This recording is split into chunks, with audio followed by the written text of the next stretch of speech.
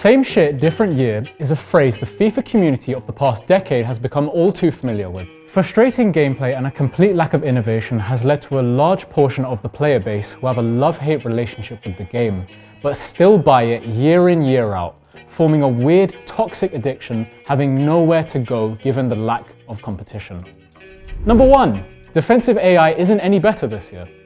Over the course of the last couple of years, FIFA has been stuck in a self-inflicted cycle of trying to fix their own mistakes with every passing title.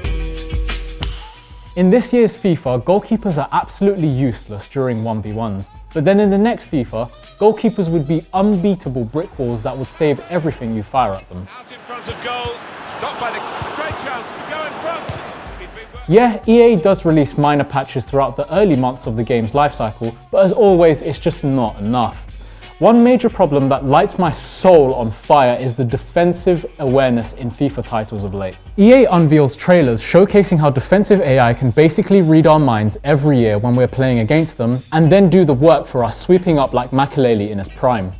Which turns out to be a bunch of When you start playing, no one's marking anyone. Cross into the box, unmarked. Attackers making run towards goal, unmarked and tripping over their own feet. Your midfielders helping out the back four, forget about it. Because it seems as though defensive midfielders don't do their jobs, so they might as well not exist. The amount of times I see an opposition attacker running at my back four while my midfielders are just casually power walking their way back makes my TV shook that another controller is going to be thrown at it. Number 2, the glitches just keep on coming. Bruh. If there's one thing that's become almost synonymous with FIFA's branding, it's glitches.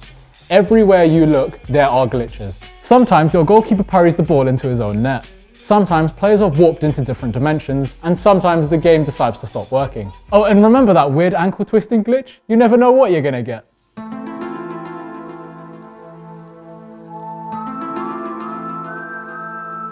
I've had instances where I'm winning a game in the last minute and my goalkeeper simply has to pick up a slow rolling ball and call it a day. What does he decide to do? Dive as if the ball is going 200 miles an hour, missing it completely and letting the striker have a tap in. If these glitches that ruin your experience are still happening in FIFA 20, do you really think FIFA 21 won't have them? Number 3, lack of innovation every year.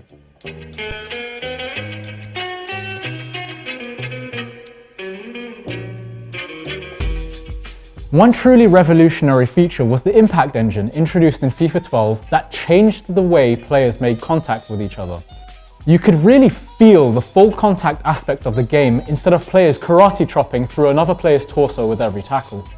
But since then, they've re-announced this feature multiple times as if it's something new, expecting us not to notice. Another problem is the complete and utter lack of attention towards developing other popular modes such as Pro Clubs, which needs a major touch-up, and Career Mode.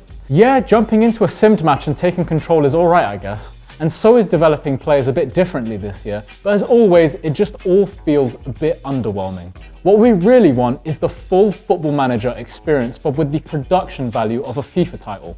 Also, during the making of this video, Mason Greenwood still doesn't have a face. Why is it so hard for FIFA to update players' faces the same way PES does it with every update? Instead, you have to wait for the next title just to see if Holland, De Jong or Mason Greenwood have been given the 3D treatment. Number 4, wasting money on Ultimate Team. Throughout the years, EA's flagship title has been fairly criticised for neglecting every mode that isn't the cash goldmine that is FIFA Ultimate Team. Every single year, devoted FIFA Ultimate Team players literally spend thousands of their own cash on acquiring the best players the game has to offer to build their Ultimate Team. But by the time the next FIFA comes out, all the money that you've just spent developing your squad becomes useless and you have to start all over again, which is forcing you to spend even more money just to build up to what you had before. It's a vicious cycle and the developers at EA know exactly what they're doing. Number 5, removing stuff that was actually good. Player Manager, where you are in charge on and off the field. Game Face, where you could literally upload your face onto a player instead of having a generic preset. Practice Arena, where you're able to practice 11v11s or set pieces. Custom set pieces, which you can create in the Practice Arena and then use them in game. and career mode staff upgrades, where you could literally grow your club in career mode how you wanted to. These are just a few of the features that EA has removed to make space to pump more content into the cash machine that is FIFA Ultimate Team. Here comes the money. Here we go. Money talk. Here comes the money.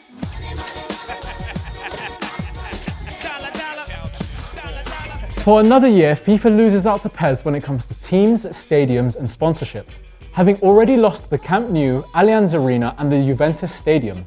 EA, you gotta step up your license game. As another year passes by, do FIFA players feel there have been enough changes to warrant another £70 purchase? Do the developers at EA feel as though we've made them comfortable enough to drip feed us innovative content? Now that the game is already out, let me know what you think in the comment section below. Make sure to check out our previous videos and make sure to hit like and subscribe on this new video. See you later.